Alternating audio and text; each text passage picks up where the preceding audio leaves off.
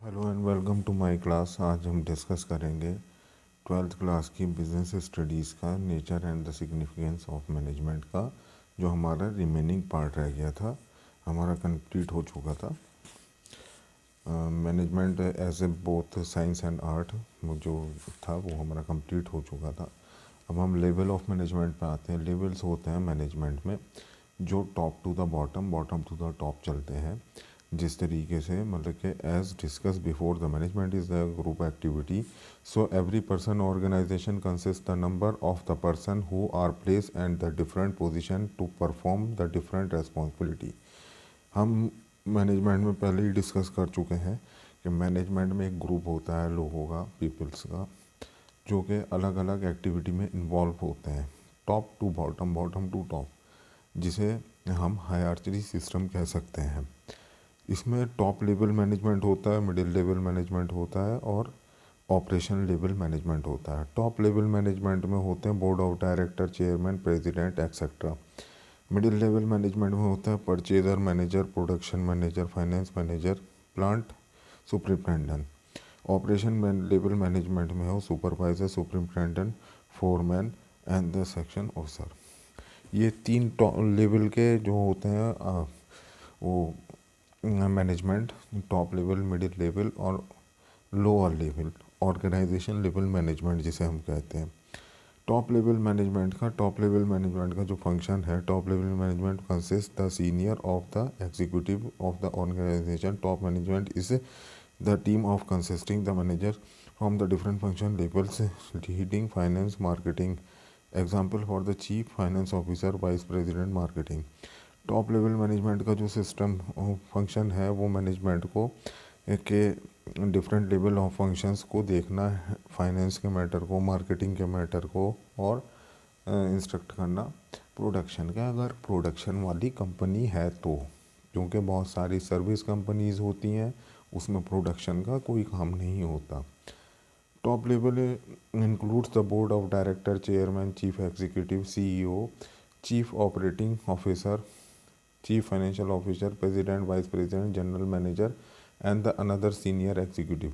Main function of the top level manager to integrate the elements, coordinate activity with the different department, बहुत सारे department के बीच में coordination रखना, to analyze the business environment and implicates for the survival of the firm, business के environment को समझना और उसको इम्प्लीकेट करना, और survival for the firm, to formulate the overall organization goal and strategy for their achievement. सारा कुछ set करना एक गोल अचीव करने के लिए और स्ट्रेटजी बनाना। Middle level management, middle level management में जो होते हैं वो इम्प्लीकेटर्स ज़्यादा होते हैं, जो टॉप लेवल डिसाइड करती है। जैसे कि एक कंपनी है, हम किसी ऑटोमोबाइल कंपनी को ही ले लेते हैं। ऑटोमोबाइल कंपनी ने प्लान किया, प्लांट लगाया, पैसा लगाया, और डायरेक्टर्स और चेयरमैन ने उसको डिसाइड किया। अब उनका जो नीचे का लेवल है, मिडिल लेवल, उसमें मैनेजर्स होंगे जो कि परचेजिंग मैनेजर्स होते हैं, प्रोडक्शन मैनेजर्स होते हैं, डिज़ाइनिंग इंजीनियर्स होते हैं। वो एक ऑटोमोबाइल इंडस्ट्री में जो काम करते हैं वो हैं। तो वो अपना फ़र्क देखेंगे कि कहाँ से उन्हें रॉ मटेरियल लेना, कहाँ से उन्हें मशीनरी लेनी है, कहाँ से उन्हें जो है अपना इंजीनियर्स लेने हैं, डिज़ाइन कैसे करना है और उसको कैसे बनाना है। ये अगर प्रोडक्शन कंपनी है तो मिडिल लेवल मैनेजमेंट का यही एक फंक्शन होता है।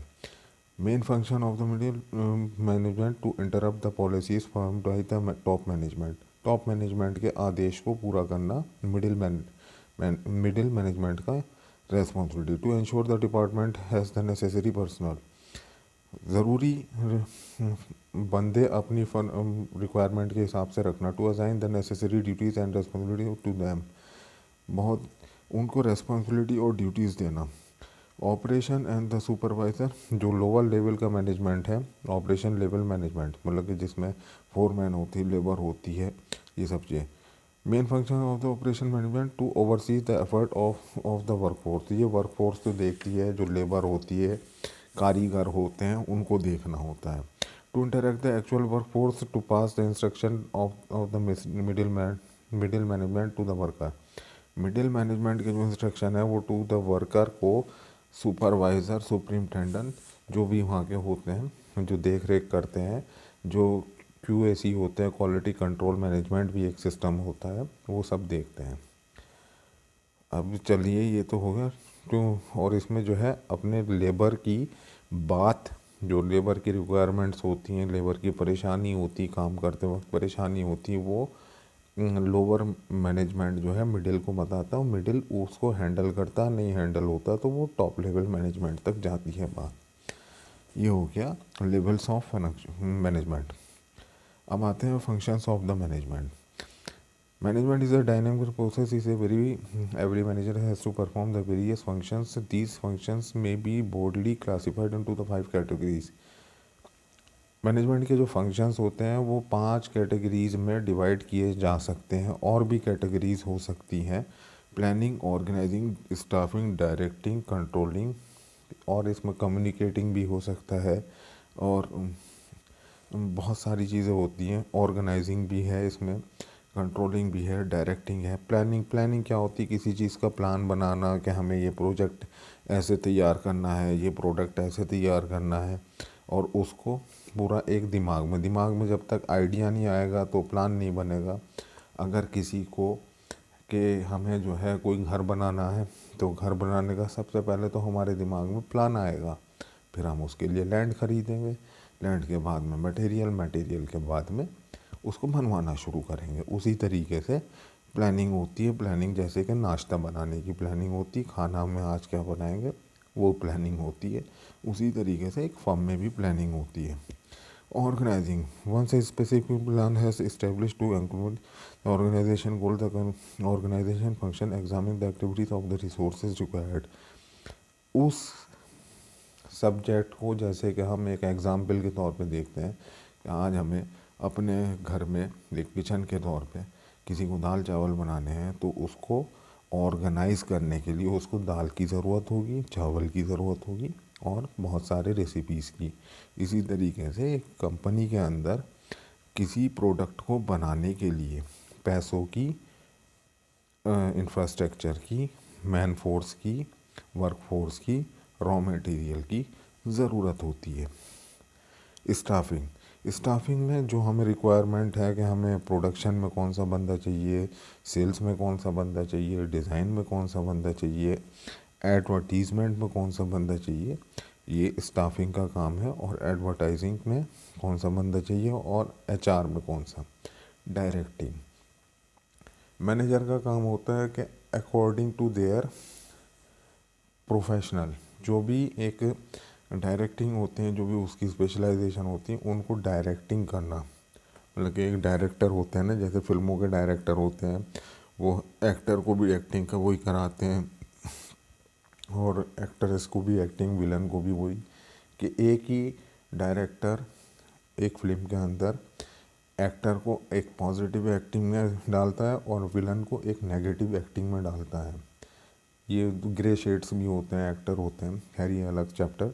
उसी तरीके से फर्म के अंदर एक मैनेजर के काम मल्टी डिसिप्लिनरी होते हैं, फाइनेंस के, HR के, प्रोडक्शन के, परचेजिंग के, इन सबको डायरेक्टिंग करना। एंड कंट्रोलिंग से है controlling the management function of the monitoring the organization performance toward the attainment of the organization गोल।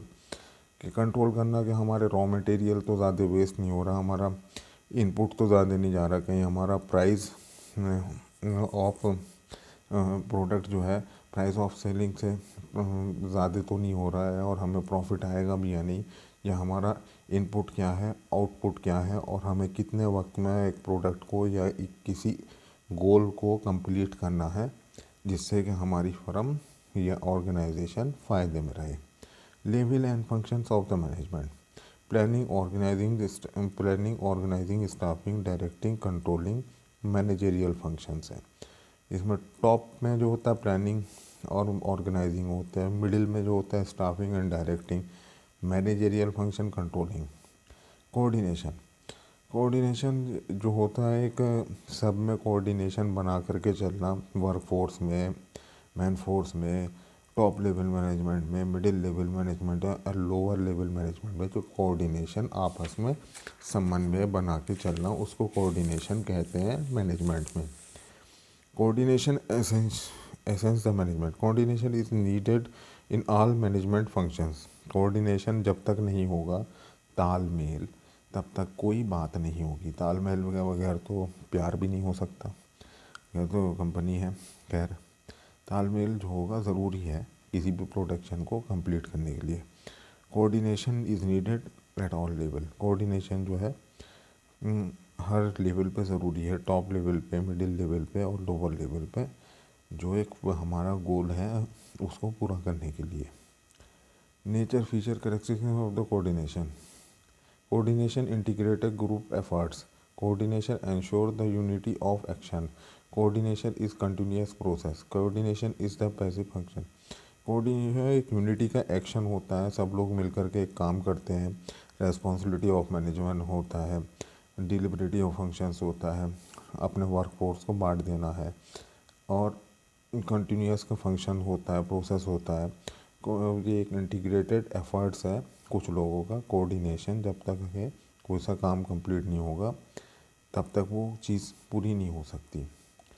जैसे कि जो बहुत सारी चीज़ें हैं उसमें समझने वाली बात है।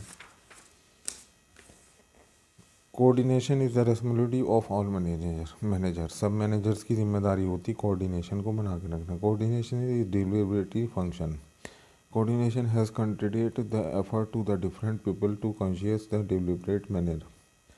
ये एक तरीके से हम सबकी इंडिपेंडेंट स्पेशलाइजेशन को फंक्शन कराने के लिए कोऑर्डिनेशन का ज़रूरी है।